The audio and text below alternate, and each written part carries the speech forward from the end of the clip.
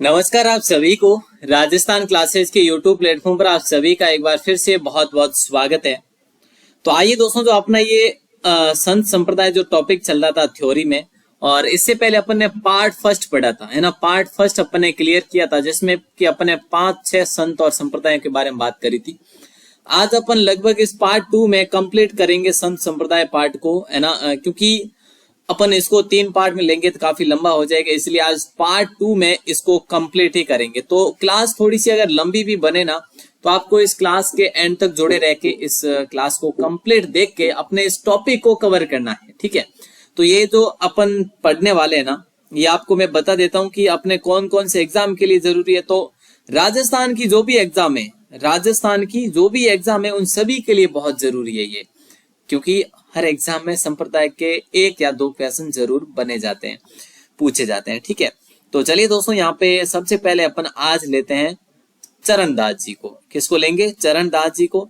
इनसे पहले अपन ने जसनाथ जी पढ़ा, जाम्बू जी पढ़ा, अपन ने दादू जी पढ़ा, ठीक है। और रजब जी, दादू जी के जो जो शिष्य थे वो सभी अपन ने पढ़ लिए। आज अपना चरणदास जी सबसे पहला टॉपिक रहेगा।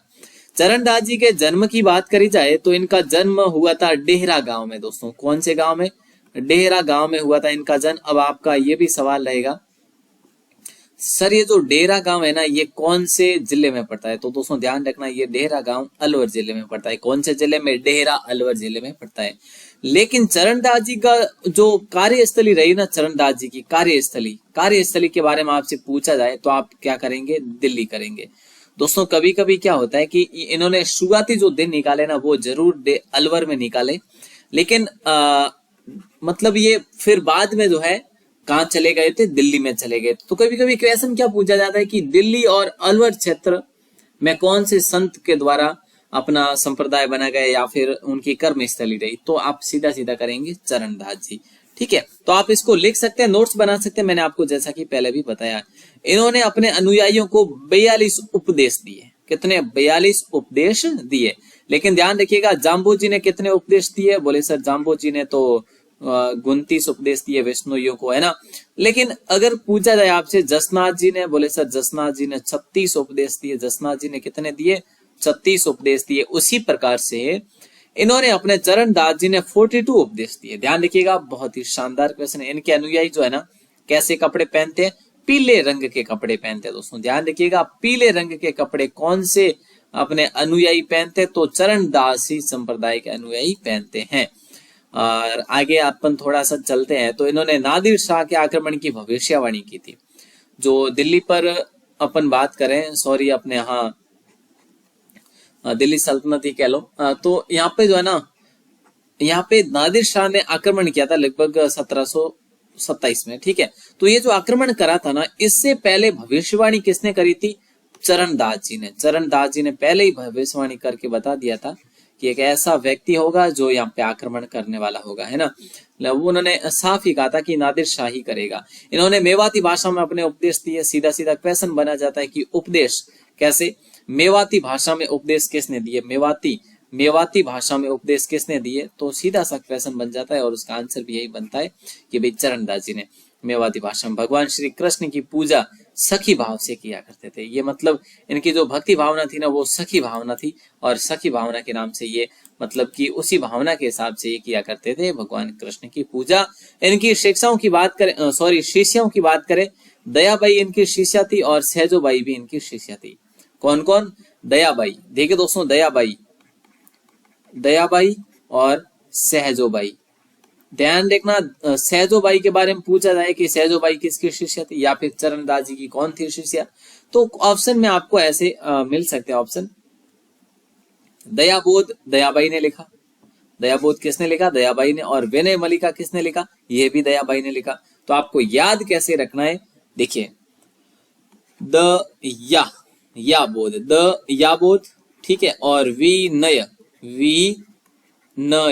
य को याद रखेंगे, यहाँ पर भी या को याद रखेंगे। तो दया, यहाँ पे देख लीजिएगा, या, ठीक है। इस या को याद रखते, दयाबोध और विनय मलिका इन्हीं के द्वारा लिखा गया। और सहजोबाई सहज प्रकाश, बस सिंपल सा है, याद रखेंगे आप लोग। अब अपन आ जाते हैं बाल नंदाचार्य। हालांकि इसके बारे में हमारे लिए क्वेश्चन तो नहीं बने हैं, इसका इन संत का कोई भी अभी तक वैसा नहीं बना, लेकिन फिर भी अपन इसको एक बार पढ़ लेते हैं कि भाई मुख्य केंद्र जो इनका रहा ना वो लोहारगल रहा। और लोहारगल दोस्तों क्या है आपको पता है, एक तीर्थ स्थल माना जाता है। लोहारगल तीर्थ स्थल माना जाता है। यहाँ की 84 कोसी प्रतिमा प्रसिद्ध है। कितने कोसी? 84 कोसी प्रतिमा प्रसिद्ध है। तो ये चीज भी आप लोग ध्यान रखिएंगे। साथ ही साथ लोहारगल दोस्तों ये झुंझुनू जिले में पड़ता है। यहाँ पे एक कुंड भी है लोहारगल में, जिस पर मतलब जिसके पानी से स्नान करके जो भक्तगण अपने आप को पवित्र समझते हैं, फिर अपने पास ये सेना रखा करते थे। दोस्तों इनके बारे में फैक्ट जानकर आपको बड़ा ही आनंद आएगा। ये अपने पास सेना रखते थे, इसलिए इन्हें लश्कर संत भी कहा जाता है। लश्कर संत किसको कहा जाता है? लश्कर संत बोले सर बालनंदाचार्य जी को कहा जाता है। मैं क्वेश्चन दूंगा आपको, है ना, एमसीक्यूज में, तो आपको ये ध्यान रखनी ये चीजें। औरंगजेब के खिलाफ 52 मूर्तियों की रक्षा की थी इन्होंने। कितने मूर्तियों की? 52 मूर्तियों की रक्षा करी थी इन्होंने। किसके खिलाफ जाके? औरंगजेब के खिलाफ जाके। और औरंगजेब के खिलाफ और कौन से वो राजा थे? तो दोस्तों महाराणा राज सिंह थे। और कौन थे? वो महाराजा अपने जोधपुर के थे महाराजा जसवंत सिंह। ये दोनों औरंगजेब के खिलाफ ही थे। ठीक है, तो ध्यान रखिएगा। औरंगजेब के खिलाफ मेवाड़ के राजा राज सिंह और मारवाड़ के दुर्गादास राठौड़ की मदद की थी। ये किसने करी थी? आपको याद होना चाहिए, ये करी थी बाल नंदाचार्य जी ने। किसने? बाल नंदाचार्य जी ने। तो बाल नंदाचार्य जी का स्थान अगर पूछा जाए तो लोहारगल झुंझुनू से था। ठीक है, तो ये सारी चीजें आपको याद रखनी है। और आगे बढ़ते हैं, आते हैं संत पीपा जी की तरफ। और संत पीपा जी के बारे में नोट करिएगा, लिखिएगा। संत पीपा जी, इनके बचपन की बात करें, बचपन का नाम, इनका जो नाम था प्रॉपर, जो बचपन का हो या फिर इनका जो मूल नाम था वो प्रताप सिंह था। ठीक है, ये गागरोन से बिलोंग किया करते थे। ठीक है, वास्तविक नाम इनका प्रताप सिंह खींची था। ठीक है, और ये गागरोन के राजा थे दोस्तों। गागरोन की बात करें, यहाँ पे खींची राजा थे। कैसे राजा थे? खींची राजवंश था यहाँ का। ठीक है, और खींची राजवंश से एक हुए थे प्रताप सिंह, और जिन्होंने बाद में भक्ति भावना में ये लीन हो गए, अपनी जो भी शासकगिरी थी वो छोड़ दी थी, मतलब राजगिरी। ठीक है, अपने छोटे भाई अचल दास खींची को राज्य सौंपकर सन्यासी बन गए। तो सीधा सा आपको याद रखना है कि अचल दास जो खींची जो थे ना, ये कौन थे? आपको याद होना चाहिए, ये थे प्रताप सिंह के भाई थे, मतलब संत पीपा के भाई थे, प्रताप सिंह के भाई। ठीक है, और दोस्तों आपको याद होना चाहिए कि अचल दास खींची रे वचनी का वो किसने लिखी थी? जल्दी बताइएगा आपको याद हो तो। गुरु, देखिए संत पीपा जी के जो गुरु थे ना वो रामानंद जी थे। अपन ने रामानंद जी के बारे में पहले भी पढ़ लिया है इनके बारे में। ठीक है, और संत धना जी भी रामानंद जी के गुरु थे, वैसे सॉरी शिष्य थे। रामानंद जी जो थे ये संत पीपा के गुरु थे। दर्जी समाज जो है ना अपना मुख्य देवता मानते हैं, या फिर आप इन्हें आप लोक देवता भी बोल सकते हैं। दर्जी समाज इनको अपना इष्ट देव मानते हैं, लोक देव मानते हैं। दोस्तों ध्यान रखना थोड़ा सा, इष्ट देव और लोक देव मानते हैं। ठीक है, इनके मंदिर की बात करें, हाँ थोड़ा सा यहाँ पे ध्यान देना जरा कि इनके मंदिर की अगर बात करी जाए तो इनका मंदिर जो है वो समदड़ी में है। ठीक है, भव्य मंदिर है, बड़ा ही भव्य मंदिर है। ठीक है, और इनके यहाँ पे जागरण जमे भी होते हैं, जागरण वगैरह बढ़िया धूमधाम से होते हैं। इनकी जो मुख्य गुफा है ना किसकी? संत पीपा जी की, वो टोडा राय सिंह में। कहाँ पे? टोडा, देखिए टोडा राय सिंह में। और टोडा राय सिंह कहाँ पे? बोले सर टोडा राय सिंह तो अपने टोंक जिले में। तो ये चीजें भी आप लोगों को ध्यान रखनी पड़ेगी। छतरी की अगर बात करी जाए, छतरी कहाँ पे इनकी? तो इनकी छतरी गागरोन में। दोस्तों 3 फैक्ट बनते हैं। ठीक है, तीनों फैक्ट आपको याद रखनी है। इन्होंने अगर पूछा जाए भक्ति जो भावना कहा, इन्होंने भक्ति कौन सी करी, निर्गुण करी या सगुण? बोले सर इन्होंने निर्गुण भक्ति का संदेश दिया। कौन सी भक्ति का? निर्गुण भक्ति का संदेश दिया। अब आ जाते हैं अपन थोड़ा सा संत धन्ना जी की तरफ। जो महत्वपूर्ण फैक्ट है वो बात कर लेते हैं, बाकी तो अपन ज्यादा टाइम वेस्ट ना ही करें तो बेस्ट है, क्योंकि आजकल जो एग्जाम में क्वेश्चन आते हैं वो ऊपर ऊपर से पूछे जाते हैं, और जो फैक्ट है वही है जो अपने एग्जाम में पूछे जाते हैं। संत धन्ना जी, दोस्तों सीधा सीधा जवाब तो ये बनता है कि संत धन्ना जी का जो अगर संबंध पूछा जाए कि भाई संबंध कौन से गांव से, तो धुवन गांव से, धुवन ग्राम। ठीक है, धुवन ग्राम। अब ये धुवन ग्राम कहाँ पे है? बोले सर टोंक में। ठीक है, टोंक जिले में। तो ये चीज आपको ध्यान रखनी पड़ेगी कि धुवन और धन्ना याद कैसे रखेंगे? धुवन और धन्ना, ऐसे आपको याद रखना है, सेंटेंस सेम आना चाहिए बस। और इनके गुरु जी रामानंद जी थे, वही थे। राजस्थान में भक्ति आंदोलन इन्होंने शुरू किया था। और मंदिर की बात करी जाए तो बोरानाडा जोधपुर में इनका मंदिर है। कहाँ पे इनका मंदिर? बोरानाडा में। बोरानाडा कहाँ पे? बोले सर जोधपुर में। ठीक है, तो ये चीज आप लोग ध्यान रखना है। आगे देखते हैं आगे क्या आता है। आगे आ जाते हैं लाल दास जी। देखिए दोस्तों, कंप्लीट आपकी स्क्रीन पर दिख रहा है आपको लाल दास जी। ठीक है, लाल दास जी। और लाल दास जी की बात करी जाए तो यहाँ पे इनका जन्म जो हुआ वो हुआ धौलीदूर में। कहाँ पे हुआ? धौलीदूर में। धौलीदूर कहाँ पे? बोले सर अलवर में। ठीक है, धौलीदूर कहाँ पे? अलवर में। अच्छा, अभी अभी अपन ने बात करी थी, किसके बारे में बात करी थी? अपने चरणदास जी के बारे में बात करी थी, चरणदास जी। तो चरणदास जी भी अलवर से ही बिलोंग करते थे। ठीक है, और ये धौलीदूर जो है ये भी अलवर में ही है, तो लाल दास जी भी अलवर से ही बिलोंग करते थे। समाधि की बात करें, इन्होंने समाधि जो ली थी वो शेरपुर में ली थी। अब शेरपुर कहाँ पे? बोले सर शेरपुर भी अलवर में। तो आपको सीधे सीधे तरीके से याद रखना है, अलवर से ही ये बिलोंग करते थे। इनका जो मुख्य मंदिर था, हाँ मुख्य केंद्र जो था वो नंगला जरूर था, नगला जहाज था। कहाँ पे था? नंगला जहाज। अब ये नगला जहाज जो है ना, ये कहाँ पे?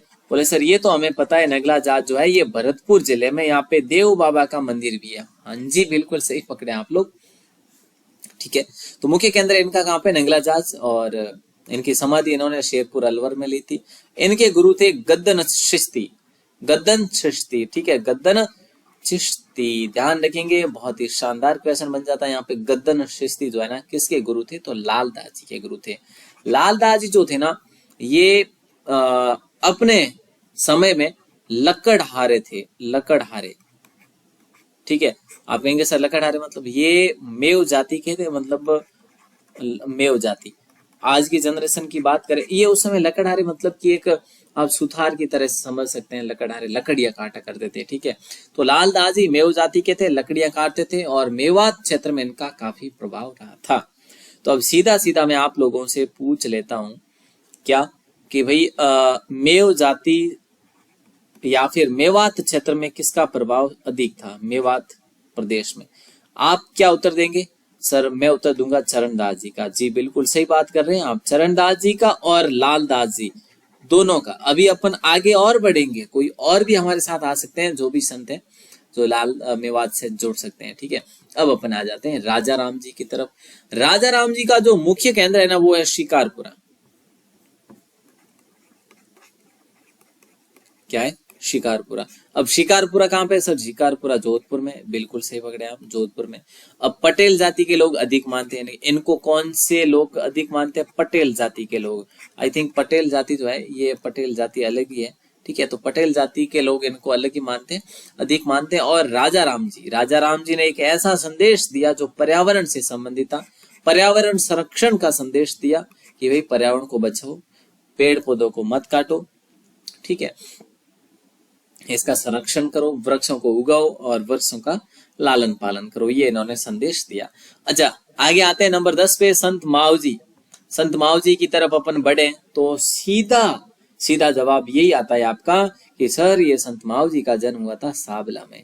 और सावला कहाँ पे प्यारे दोस्तों? सावला जो है ये अपने डूंगरपुर जिले में है। याद रखिएगा, सावला कहाँ पर है? डूंगरपुर में। और ये सावला वही सावला है जहां से संत मावजी ने अपने आंदोलनकारी प्रतिक्रियाएं शुरू करी थी। और ये सावला वही है जो माही नदी के किनारे बना हुआ है, माही नदी के किनारे। ठीक है दोस्तों, तो ये सारी चीजें आपको याद रखनी है। भगवान श्री कृष्ण की निष्कलंक अवतार के रूप में पूजा करते थे। अच्छा, भगवान श्री कृष्ण की जो निष्कलंक जो थी ना, निष्कलंक क्या थी? निष्कलंक भगवान श्री कृष्ण का एक अवतार हुआ करता था। और आज के समय में, आज के दिन इनके भक्त जो है ना, श्री मावजी को ही, संत मावजी को ही निष्कलंक अवतारी मानते हैं या फिर ये माने जाते हैं। तो ध्यान रखना, इसलिए इनका संप्रदाय जो है निष्कलंकी संप्रदाय भी कहलाता है। कैसा? निष्कलंकी संप्रदाय। ये इनका एक अवतार कह सकते हैं आप, किसका? भगवान श्री कृष्ण का। अच्छा दोस्तों, आपसे एक मैं सवाल पूछ लेता हूं कि इन्होंने जो अपने उपदेश दिए ना, वो कौन सी भाषा में दिए? उपदेश हमने कहा सर बांगड़ी भाषा में दिए। कौन सी भाषा में? बांगड़ी भाषा में, जो डूंगरपुर, प्रतापगढ़ और उस क्षेत्र में बोली जाती बांगड़ी भाषा। इन्होंने बेणेश्वर धाम की स्थापना करी। आज जो आप 3 नदियों के संगम पर जो बेणेश्वर धाम, माईसोम और जाखम है ना, बेणेश्वर धाम जो आप देखते हैं, जहाँ पे आदिवासियों का जैसे आप कुंभ कहते हैं, क्या कहते हैं इसको आप? बेणेश्वर धाम को आदिवासियों का कुंभ कहते हैं, यहाँ पे मेला भरता है। ठीक है, तो ये जो मेला भरता है ना, इस मेले की इस धाम की शुरुआत किसने करी थी? तो ये धाम की शुरुआत इन्हीं के द्वारा करी गई थी, संत मावजी के द्वारा। ठीक है ना, तो ये चीजें ध्यान रखेंगे। और मुख्य केंद्र जो इनका है ना, ग्रंथ वो है चौपड़ा। तो आपको कभी मैंने बताया भी है कि इनकी जो वाणी कहलाई या फिर इनका जो ग्रंथ कहलाए वो क्या कहलाया? वो कहलाया चौपड़ा। तो चौपड़ा अमूमन पूछा जाता है कि चौपड़ा किसके ग्रंथ को कहा जाता है? संत मावजी के ग्रंथ को कहा जाता है। तो ये सारी चीजें आप लोगों को ध्यान रखनी होगी और अपन बढ़ते हैं आगे। आइए चलिए। अच्छा हाँ, आप लोग अगर ये है ना, जैसे कांस्टेबल का फुल कंप्लीट कोर्स यहाँ पे मैंने दे रखा है, आप इसको कर सकते हैं वैसे डाउनलोड। इसका लिंक जो कि डिस्क्रिप्शन में दे रखा है, किसका? इस कांस्टेबल के कंप्लीट पीडीएफ फॉर्मेट में नोट्स डाउनलोड करने के लिए और टॉप 1000 क्वेश्चन आंसर, ये भी आप देख सकते हैं। ये कहाँ पे मिलेंगे आपको? इसका लिंक डिस्क्रिप्शन में मैंने दे रखा है, वेबसाइट का, और वेबसाइट का भी और इसका लिंक भी। ठीक है, तो ये सारी चीजें आप लोग देख सकते हैं। दोस्तों जो अपने संत मावजी थे ना, संत मावजी ने क्या भविष्यवाणी करी आपको पता है? तीसरे विश्व युद्ध की भविष्यवाणी करी है। तीसरे, हालांकि हुआ नहीं है, तीसरे विश्व युद्ध की भविष्यवाणी करी, पर हुआ नहीं। और इसकी भविष्यवाणी किस में आपको पता है? इनके ग्रंथ में। और वो कौन सा ग्रंथ है? वो अभी अपने ग्रंथ देखा, चौपड़ा। दोस्तों ये चीजें ध्यान रखिएगा, बहुत काम आने वाली चीजें हैं। चलिए अब अपन आ जाते हैं थोड़े से किस साइड में? नरहड़ पीर की तरफ। नरहड़ पीर जो है ना अपने, ये नरहड़ पीर का जो अपना मुख्य केंद्र है वो है झुंझुनू में। कहाँ पे? झुंझुनू में इनका मुख्य केंद्र।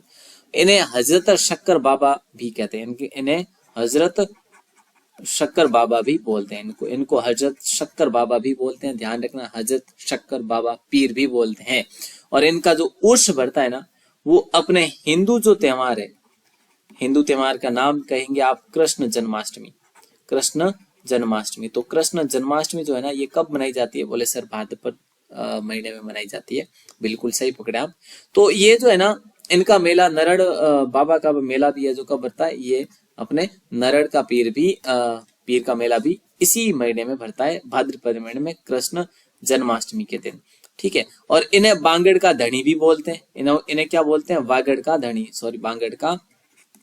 धनी भी बोलते हैं, क्योंकि शेखावाटी में इनका अच्छा पर्चा भी है, चमत्कार भी है, और इनको शेखावाटी में अच्छे तरीके से, मतलब कि बढ़िया श्रद्धा भी है लोगों में, और भक्तगण भी यहाँ पे बहुत बढ़िया प्रसिद्ध है यहाँ का। ठीक है, तो ध्यान रखेंगे। चूरू, सीकर और झुंझुनू में ये मतलब इनका विशेष महत्व है।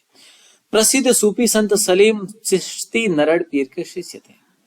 जो सलीम चिश्ती थे ना, सलीम चिश्ती, ये किसके शिष्य थे? अगर आपसे ऐसा क्वेश्चन पूछा जाए तो आप करेंगे नरहड़ पीर के शिष्य थे। और नरहड़ पीर का नाम था हजरत शक्कर बार पीर, इनका कंप्लीट नाम था, पूरा नाम था। दोस्तों इनका जो विशेष रूप से देखा जाए कि विशेष क्या है, ये किसका इलाज करते हैं या फिर इनका इलाज किसको लगता है ना? तो ध्यान रखिएगा, नरड़ में पागलों का इलाज किया जाता है। किसका? पागल जो व्यक्ति होते हैं या फिर जैसे लकवे ग्रस्त जो होते हैं, उनका इलाज यहाँ पे किया जाता है। तो ये चीज भी आप लोग ध्यान रखेंगे। और अगला क्वेश्चन अपन देखते हैं। क्वेश्चन का मतलब यहाँ पे अपना जो अगला टॉपिक है वो है मीराबाई। मीराबाई के बारे में बात करी जाए तो जन्म स्थान इनका कुड़की पाली में है। वैसे सबको पता है इनके पिता का नाम रतन सिंह था। मीराबाई का लालन पोषण मेड़ता में उनके दादाजी ने किया, और दादाजी का नाम था दूदाजी। क्या था? राव दूदाजी। ध्यान देना, राव दूदाजी ने ही इनका पालन पोषण करा। मीराबाई भगवान श्री कृष्ण को अपना पति मानकर उनकी सगुण भक्ति किया करती थी। कैसी भक्ति करती थी? ये सगुण भक्ति करती थी, न कि निर्गुण। ध्यान रखिए, गुरु इनके कौन से थे? वैसे देखिए, गुरु का वर्णन हमें कहीं पर नहीं मिलता, लेकिन कहीं कहीं पे इन्होंने अंतिम दिनों में कहा जाता है कि रैदास जी से इन्होंने जरूर शिक्षा ग्रहण करी थी। तो रैदास जी मतलब रैदास जी जो थे ना, वो इनके गुरु ही थे। दोस्तों पीडीएफ आपको यहाँ पे मिल जाएगी। आप अगर राजस्थान क्लासेस पर विजिट करते हैं तो राजस्थान जी के सेक्शन में आप जाएंगे, ठीक है, और राजस्थान जीके के पीडीएफ सेक्शन में आप जाएंगे तो आपको वहां पे मिल जाएगा ये सारा मैटर, ठीक है। मीराबाई द्वारिका के रणछोड़ मंदिर में, द्वारिका कहाँ पे, गुजरात में है ना, द्वारिका के रणछोड़ मंदिर में भगवान श्री कृष्ण की भक्ति करने के लिए वहां पे गई थी, और मतलब मूर्ति के हो या फिर भगवान श्री कृष्ण की भक्ति में वे विलीन हो गई थी वहां पे, ठीक है। और मीराबाई को राजस्थान की राधा भी बोला जाता है, राजस्थान की राधा क्यों बोला जाता है, क्योंकि भगवान श्री कृष्ण को इन्होंने पति माना, और पति माना तो इसका मतलब भगवान की पत्नी कौन थी, राधा थी, तो राजस्थान की राधा अपन मीराबाई को बोल सकते हैं, ठीक है, कोई शक नहीं सर। फिर है तो ध्यान रखना, महात्मा गांधी के अनुसार मीराबाई अन्याय के खिलाफ संघर्ष करने वाली सत्याग्रही महिला थी। इनका बखान किसके मुंह से हुआ था, महात्मा गांधी के मुंह से भी हुआ था, कि जो मीराबाई थी ना, राजस्थान की मीराबाई, उन्होंने अन्याय के खिलाफ संघर्ष किया था, और एक वो सत्याग्रही महिला कहलाई उनके द्वारा, ठीक है, उनके मुंह से। तो ध्यान रखना, इनकी पुस्तकों की बात करें, इनकी काफी सारी पुस्तकें, गीत गोविंद इन्होंने लिखा था। हालांकि इनकी पदावलियां प्रसिद्ध है, क्या है, इनकी पदावलियां इनकी प्रसिद्ध है, सही से नहीं लिख पा रहा हूं, पता नहीं क्या है। तो गीत गोविंद जो कि दोस्तों ध्यान रखना आपको, रुक्मणी मंगल ये भी इन्हीं के द्वारा लिखा गया, सत्यभामानु रूसनो भी इन्हीं के द्वारा लिखा गया, और नरसिंह जीरो मायरो रत्ना खाती के सहयोग से इन्होंने लिखा था, क्या, नरसिंह जीरो मायरो, तो नरसिंह जीरो मायरो ये सबसे पहले इन्हीं के द्वारा लिखा गया, उसके बाद इसका अपडेट वगैरह जो भी हुआ, ठीक है। तो रत्ना खाती के सहयोग से ये हुआ था, ठीक है ना।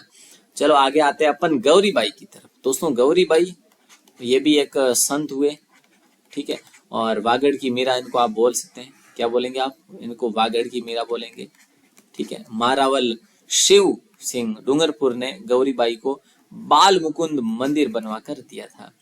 तो आपसे सीधा सीधा क्वेश्चन कर लिया जाए कि बाल मुकुंद मंदिर कहाँ पर है, बाल मुकुंद मंदिर कहाँ पर है, तो आपको याद रखना है कि बाल मुकुंद मंदिर जो है ये डूंगरपुर में स्थित है। कहाँ पर है, डूंगरपुर में। अब आपसे ये भी पूछा जा सकता है किसने बनाया, तो महारावल शिव सिंह ने बनाया। किसने, महारावल शिव सिंह ने। और ये भी पूछा जा सकता है कि किसको संप्रेम भेंट किया, तो गौरीबाई को किया। और गौरीबाई ने यहाँ पे किसकी भक्ति करी, भगवान श्री कृष्ण की भक्ति करी, भगवान श्री कृष्ण की भक्ति भावना में ये भी विलीन हो गए। अगला देखते हैं टॉपिक अपना क्या आ जाता है, अगला आ जाता है अपना भक्त कवि दुर्लभ। देखिए दोस्तों, भक्त कवि जो दुर्लभ हुए, इनको आप सीधा सीधा कह लेते हैं, इनको राजस्थान का नरसिंह भी बोला जाता है, इनको राजस्थान का नरसिंह बोला जाता है, नरसिंह, ठीक है। अगर इनकी बात करें, इनका जो कार्य क्षेत्र था, जो कार्य क्षेत्र रहा ना इनका, वो रहा था डूंगरपुर और अपना उदयपुर, ठीक है, कार्य क्षेत्र इनका यही रहा था। तो दोस्तों ध्यान रखना, भक्त कवि दुर्लभ को राजस्थान का नरसिंह बोला जाता है, तो ये चीजें आपको याद रखनी होगी आपको, ठीक है। अब अपन आ जाते हैं संप्रदाय की तरफ, ठीक है, किस साइड में आ जाते हैं अपन, संप्रदाय की तरफ आ जाते हैं, ठीक है ना।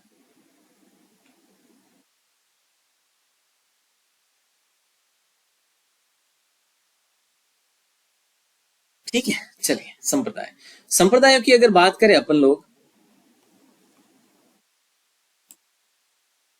चलो अब देखो संप्रदाय, रामसनेही संप्रदाय की बात करें तो इनकी जो पीठें हैं, मुख्य मुख्य कितनी पीठें, 4 पीठें। रामसनेही संप्रदाय की दोस्तों कितनी पीठें हैं, 4 पीठें। ध्यान रखिएगा 4 पीठें कौन कौन सी है। देखिए मुख्य पीठ की अगर बात करी जाए तो मुख्य पीठ है शाहपुरा। ये कौन सी पीठ है, मुख्य पीठ है शाहपुरा। शाहपुरा कहाँ पे, सर भीलवाड़ा में, ठीक है, भीलवाड़ा में। दूसरी जो पीठ है वो है रेण। रेण कहाँ पे है, रेण नागौर में। आपको याद रखना है रेण नागौर ऐसे आप याद रखेंगे। ये सिंथल, सिंथल को आप सिंहथल, इसको आप ऐसे लिखेंगे सिंहथल, ठीक है, सिंहथल।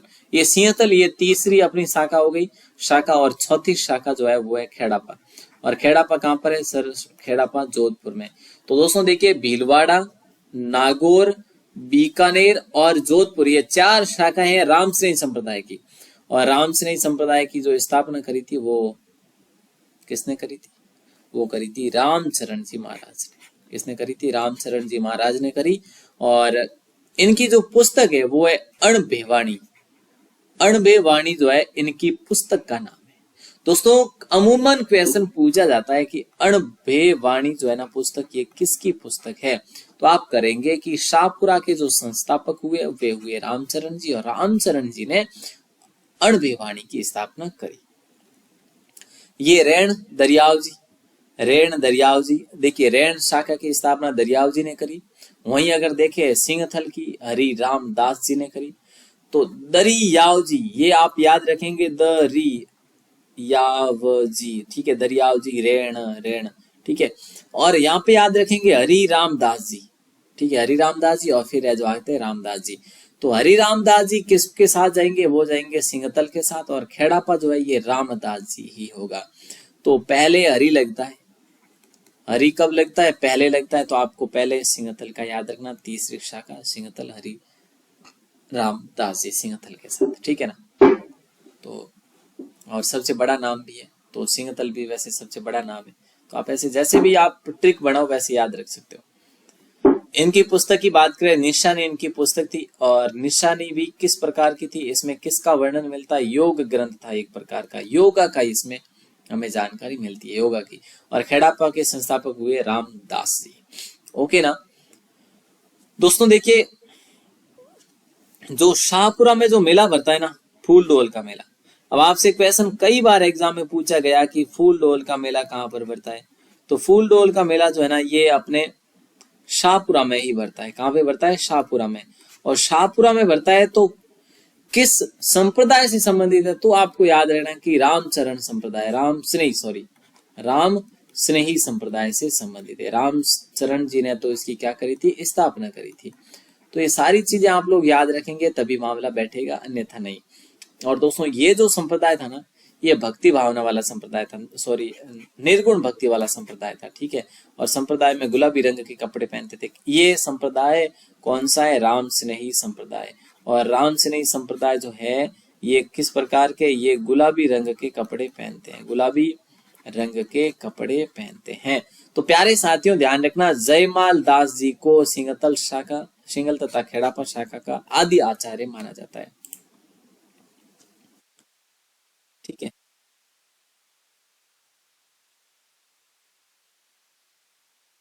जयमाल दास जी को सिंहतल शाखा और खेड़ापा शाखा के आदि आचार्य मानते हैं। रामानंदी संप्रदाय की बात करी जाए तो रामानंदी संप्रदाय दो जगह हुआ था। एक जगह, एक है गलता जी और एक है रेवासा। रेवासा आप सभी जानते हैं सीकर में, और गलता जी आप सभी जानते हैं कि जयपुर में। इसको आप गलता जी को आप मंकी वैली भी बोलते हैं। क्या बोलते हैं? मंकी वैली भी बोलते हैं, ठीक है। तो यहाँ पे कृष्णदास पयहारी जी ने क्या करा था? रामानंदी संप्रदाय की स्थापना करी, और रेवासा में अग्रदास जी ने इसकी स्थापना करी, ठीक है। अग्रदास जी, अग्रदास जी रेवासा, और कृष्णदास जी गलता जी। तो गलतियां कौन करते हैं? कृष्ण भगवान करते हैं। तो गलता जी में कृष्णदास जी, और रेवासा आप याद रखेंगे अग्रदास जी, ठीक है साहब, ओके, याद रखेंगे। बहुत ही शानदार क्वेश्चन बनता है यहाँ पे। इस संप्रदाय में भगवान राम की पूजा रसिक नामक के रूप में की जाती थी। तो इस संप्रदाय में भगवान राम की पूजा की जाती थी, भगवान कृष्ण की नहीं, राम की। और राम की पूजा कैसे करी जाती थी? कि रसिक, भगवान राम कौन है? रसिक है, ठीक है। तो रसिक के नाम से किया जाता था इनका, और इसीलिए रामानंदी संप्रदाय को आप क्या बोलेंगे? रसिक संप्रदाय ही बोलेंगे। क्या बोलेंगे? रसिक संप्रदाय, ठीक है। अगला अपन देखते हैं टॉपिक जो आता है, लेकिन उससे पहले काफी सारी चीजें यहाँ पे आएगी। सवाई जय सिंह के समय कृष्ण भट्ट ने राम रासो पुस्तक लिखी थी, आपको याद होना चाहिए। अब आपको यहाँ पे मैं पूछ लेता हूँ सीधा ही कि राम रासो किसने लिखी थी? बोले सर राम रासो लिखी थी कृष्ण भट्ट ने, ठीक है, कृष्ण भट्ट ने। और कृष्ण भट्ट जो थे वो किस कवि के दरबारी थे? तो सवाई जय सिंह के।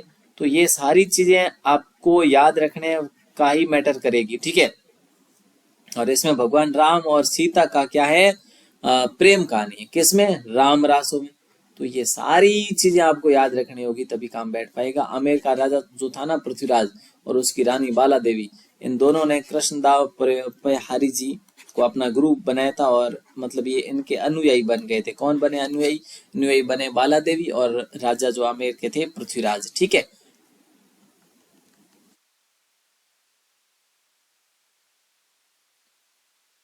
तो हम ये क्यों पढ़ रहे हैं कि भाई पृथ्वीराज और उनकी रानी बालाबाई, देखिए ये ही इनके अनुयायी रहे थे। मतलब ये क्यों पढ़ रहे, देखिए आम आदमी या फिर जो भी भक्त तो थे ही, लेकिन राजाओं की अगर बात करें तो राजा में ये प्रॉपर पृथ्वीराज और उनकी रानी बालाबाई भी इनके अनुयायी थे। अपन ने बात कर ली किसके बारे में, एक तो रामानंदी संप्रदाय। रामानंदी संप्रदाय की दो पीठें हुई, एक गलता जी में, एक रेवासा में। रेवासा में अग्रदास जी ने करी और गलता जी में कल कृष्णदास जी ने करी। तो चले दोस्तों आगे आते हैं अपन वल्लभ संप्रदाय की तरफ। ओके, वल्लभ संप्रदाय की बात करी जाए तो इनका इस संप्रदाय का अन्य नाम जो है वो है रुद्र संप्रदाय या फिर पुष्टि मार्गीय संप्रदाय। आप इसको पुष्टि मार्गीय संप्रदाय भी बोल सकते हैं। बिल्कुल ये क्वेश्चन पूछा गया है और हर बार एग्जाम में बनता है वैसे इस टाइप का क्वेश्चन। ठीक है, इसमें भगवान श्री कृष्ण के बाल रूप की पूजा की जाती है। ये एक ऐसा संप्रदाय है दोस्तों, कौन सा संप्रदाय, जो अपना ये वल्लभ संप्रदाय, इसमें बाल रूप की पूजा की जाती है भगवान श्री कृष्ण के। और मंदिर को क्या बोला जाता है, हवेली। मैं आपको क्वेश्चन पूछूंगा आपके एमसीक्यूज में, आपकी जो क्लास होती है अपनी डेली रात को 9 बजे वाली में, कि किस के मंदिर को, किस संप्रदाय के मंदिर को हवेली बोला जाता है ना। तो क्वेश्चन मतलब यहां से बनते हैं बिल्कुल। मंदिर में गाया जाने वाला संगीत जो है ना, हवेली संगीत कहलाता है। वाह जी वाह, ये आपके लिए मुझे ऐसा लगता है कि न्यू फैक्ट है। ठीक है, और अगर नए फैक्ट हो ना तो आप इस प्रकार के क्वेश्चन को जरूर कलेक्शन करते हैं। राजस्थान में वल्लभ संप्रदाय के कुल कितने मंदिर है, 41 मंदिर है दोस्तों। और वो भी हम ये नहीं कह रहे कि भाई सब छोटे बड़े वाले नहीं, जो प्रमुख मंदिर है, प्रमुख 41 मंदिर है, बाकी छोटे मंदिर है वो अलग है। जो मुख्य रूप से जो है ना वो 41 मंदिर है, ध्यान रखिएगा। और मुख्य केंद्रों की बात करी जाए तो मुख्य जो केंद्र है, कुल 5 केंद्र है मुख्य। अब आप ये भी पूछेंगे सर कौन कौन से है, लेकिन आपकी स्क्रीन पर है। एक है मथुरेश जी। मथुरेश जी कहाँ पे, कोटा में। राजस्थान की बात करें अपन, राजस्थान में, ठीक है, राजस्थान में अपन देख रहे हैं, राजस्थान में सिर्फ। अब देखिए मथुरेश जी कहाँ पे, कोटा में, वल्लभ संप्रदाय से संबंधित है, वल्लभ संप्रदाय से संबंधित है। ठीक है, अब अपन देखते हैं श्रीनाथ जी। श्रीनाथ जी भी वल्लभ संप्रदाय से संबंधित है और ये आप इसको मुख्य केंद्र कह सकते हैं। ये मुख्य केंद्र कहेंगे आप इसको, मुख्य केंद्र। ठीक है, और द्वारिकाधीश ये कांकरोली में मंदिर है।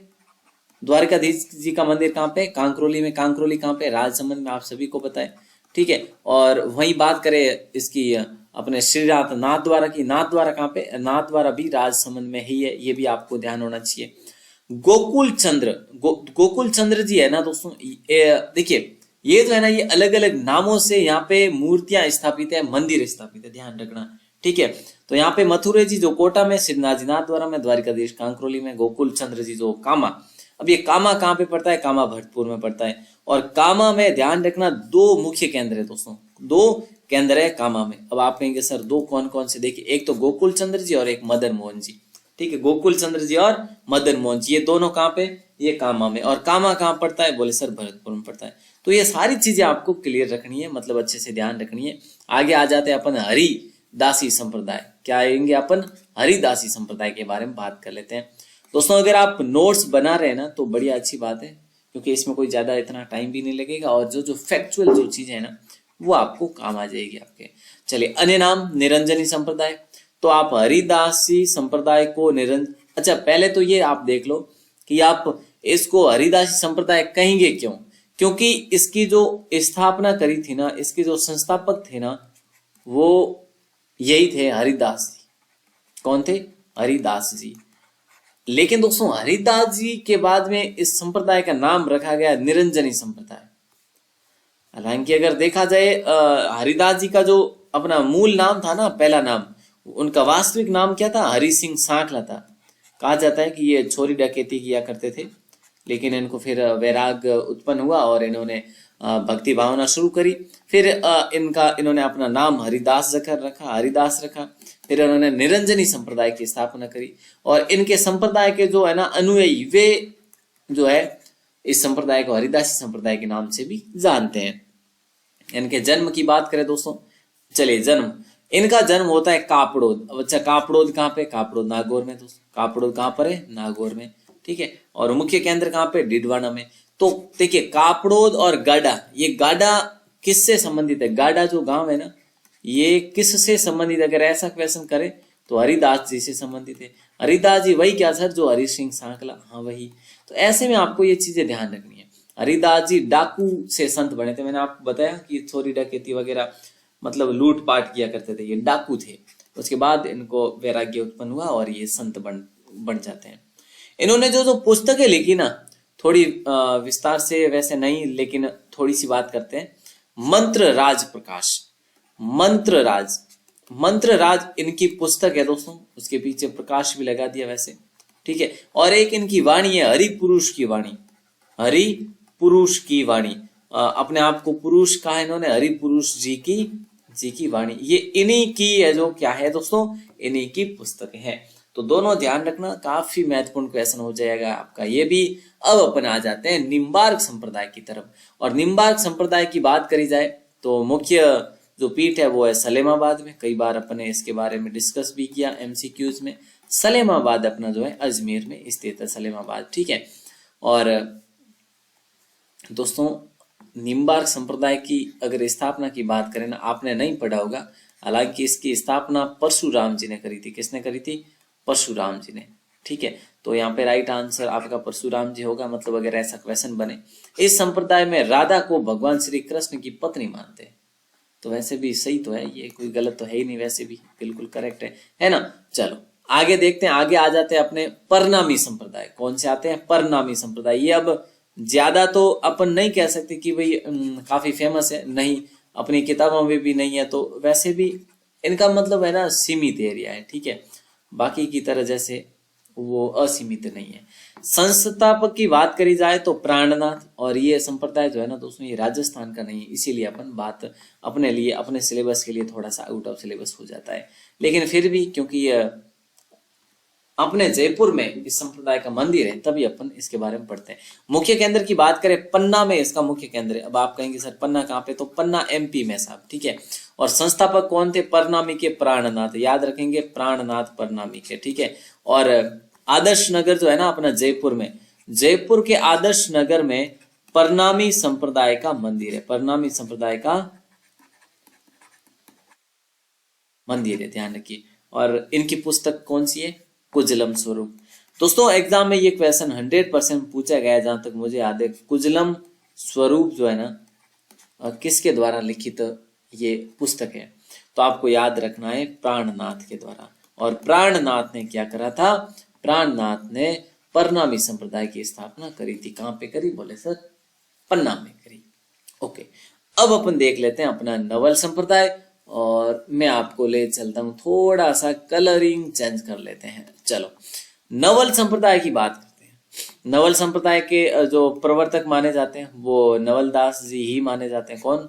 नवलदास जी, बिल्कुल। और इनका जन्म जो हुआ ना वो नागौर में हुआ। बोले सर नागौर में कहाँ पे? नागौर में हर्षोलाव गांव में, हर्षोलाव गांव में हुआ, नागौर के, ठीक है। और मुख्य केंद्र की बात करी जाए तो जोधपुर में इनका मुख्य केंद्र है। वैसे कहाँ की बात है? वैसे ये बात है अपने नवल संप्रदाय की, नवलदास जी ने स्थापना करी। राजस्थान की बात करें, राजस्थान में जो मुख्य केंद्र है वो जोधपुर में। और इनका जो ग्रंथ है ना वो है नवलेश्वर,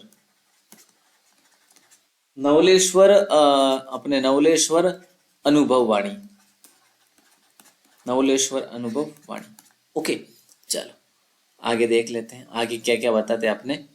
आगे आ जाता है अपना ये स्वामी लालगिरी जी महाराज। जैसा कि हम कई बार पढ़ते भी है कि अलखिया संप्रदाय, अलखिया संप्रदाय, ठीक है। अलखिया संप्रदाय की बात करें तो इनके संस्थापक हुए स्वामी लालगिरी जी। आप सिर्फ यही याद रखेंगे अलखिया लालगिरी, लालगिरी संप्रदाय कह लो या अलखिया संप्रदाय कह सकते हो, दोनों चीजें एक ही है। आप इसको कनेक्शन करेंगे तभी आपको याद रहेगा कि लालगिरी संप्रदाय, लालगिरी संप्रदाय कह लो या अलखिया संप्रदाय कह लो, ठीक है।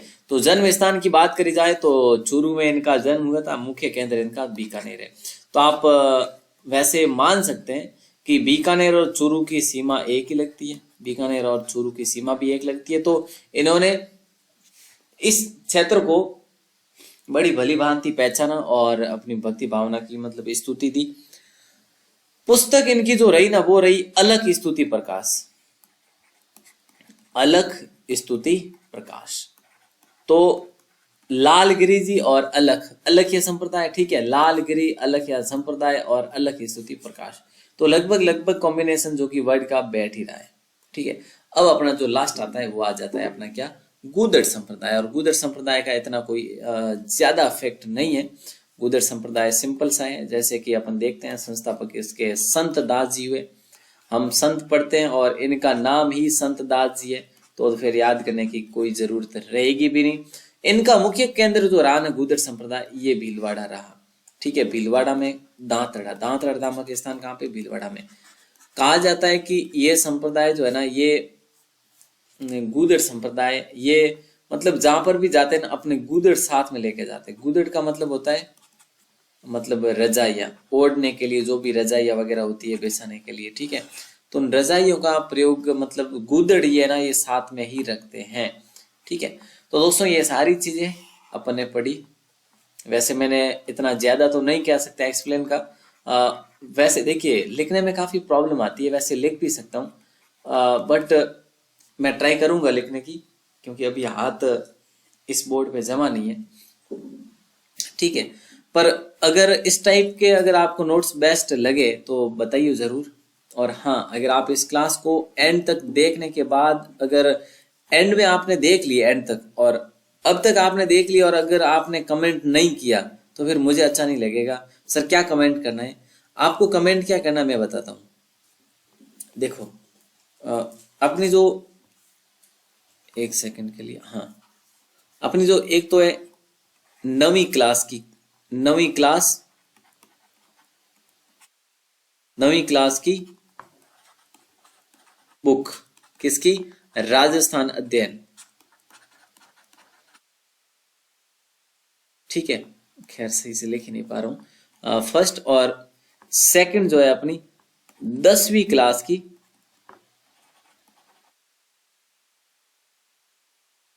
10वीं क्लास की बुक, कौन सी बुक, राजस्थान अध्ययन, ठीक है। मैं चाहता हूं कि आपके लिए आप मतलब रीट का एग्जाम देने वाले, अब मान लो रीट, बड़ी से बड़ी तो रीट ही आपके लिए, ठीक है। और उसके बाद आप जैसे वनपाल वन रख सके, ठीक है। और जैसे कि कांस्टेबल है, आप कांस्टेबल की तैयारी कर रहे हैं, ठीक है, या फिर अन्य जो भी पीटीटी बीएसटीसी या सभी के लिए, सभी मान लेते हैं। मैं चाहता हूं कि आपके लिए इस दोनों बुक का एक्सप्लेन करूं। आपके लिए एक्सप्लेन का मतलब मैं आपके लिए ये दोनों बुकें पढ़ाऊं, ठीक है। बुक की क्या करूंगा, मैं आपके लिए पीडीएफ लेके आऊंगा और पीडीएफ का एक्सप्लेन करूंगा आपके सामने, ठीक है। मुझे ऐसा लगता है कि आपको बहुत बढ़िया आनंद आएगा उसको देखने में और आपको बढ़िया भी लगेगा, क्योंकि उसमें अपन किस टाइप से पढ़ेंगे बताऊं। वैसे आपने कभी उस बुक को पीडीएफ के रूप में कभी पढ़ा ही नहीं होगा, और अगर आप अकेले पढ़ोगे तो उसमें आपको वो जानकारी नहीं मिलेगी। मैं साथ ही साथ आपको जानकारी देने की कोशिश करूंगा, साथ ही साथ जानकारी देने की भी कोशिश करूंगा, अन्य जानकारी जो भी एडवांस लेवल की जानकारी आती है वो पढ़ूंगा। अगर आप चाहते हैं कि सर हाँ वैसी वो है जो अपनी पहले 9th क्लास से शुरू करिए या फिर 10th से भी कर सकते हैं, तो ये दोनों क्लास के हमें करवा दीजिए, हमारे लिए बहुत ही इंपॉर्टेंट रहेगा। बिल्कुल रहेगा साहब। अगर आप चाहते हैं तो कमेंट करके बताओ मुझे, वैसे तो मैं कैसे मतलब शुरू कर लूं। और कई बार क्या होता है, जो लोग है ना, जो स्टूडेंट्स, जो भी भाई बहन डिमांड करते हैं ना, और मैं उस क्लास को ले भी आता हूँ, ठीक है, और उस क्लास को जो डिमांड करते हैं वही भाई बहन नहीं देखते, तो फिर लाने का मकसद क्या रहता। इसलिए अगर आप डिमांड इसकी करते हैं और आप अगर कमेंट करते हैं मुझे कि सर हाँ बिल्कुल ये लाइए, तो आपको देखनी पड़ेगी क्लासें। मैं ज्यादा नहीं एक्सप्लेन करूंगा, 15 से 20 मिनट ऐसे ही 15-20 मिनट की क्लास दूंगा, वो आपको ज्यादा बोरिंग भी नहीं फील होगी। और कोशिश रखूंगा कि मेरा फेस भी आपके सामने बिल्कुल रहे, ठीक है। उम्मीद करता हूं दोस्तों आपको ये क्लास ठीक लगी होगी, और ये जो मैंने जानकारी दी है अगर इससे आप एग्री हैं तो कमेंट करके जरूर बता दियो। कमेंट का इंतजार करूंगा, और कमेंट आपके कुछ कम से कम अगर 25-30 कमेंट आए ना मिनिमम, तो मैं ये क्लास आपके लिए शुरू कर दूंगा 100%। ठीक है, मतलब 10वीं और 12वीं, सॉरी 10वीं और 9वीं और 10th और 9th ये क्लासों की जो राजस्थान अध्ययन है ना आरबीएसई की बुक, इसी में से क्वेश्चन पूछे जा रहे हैं फिलहाल के लिए। जैसे पटवार का पेपर हुआ, जैसे आरएएस का पेपर हुआ, ठीक है, जैसे अगर छोटे लेवल से और क्या देखें, वीडियो का पेपर हुआ भी, ठीक है, कांस्टेबल के एसआई का पेपर हुआ, तो इन सभी में मतलब राजस्थान जीके तो पूछी जाती है और इन्हीं किताबों में से आ रही है 9वीं और 10वीं से। तो फैक्चुअल अपन बातें करेंगे जरूर। और अगर आप पहली बार हैं राजस्थान क्लासेस पर तो सब्सक्राइब जरूर कर दीजिएगा और बेल प्रेस भी दबाई, है ना। और हाँ, टेलीग्राम को ज्वाइन कर दीजिएगा, आपको जो जो अपन पढ़ेंगे उसकी सारी पीडीएफ भी मैं आपको शेयर करते चलूंगा। ठीक है, तो इसका टाइम टेबल भी जरूर बताऊंगा, लेकिन उससे पहले कि आप इसके बारे में कुछ बताइए जरूर। आप सभी का दिल से बहुत बहुत शुक्रिया, बहुत बहुत धन्यवाद। जय हिंद, वंदे मातरम।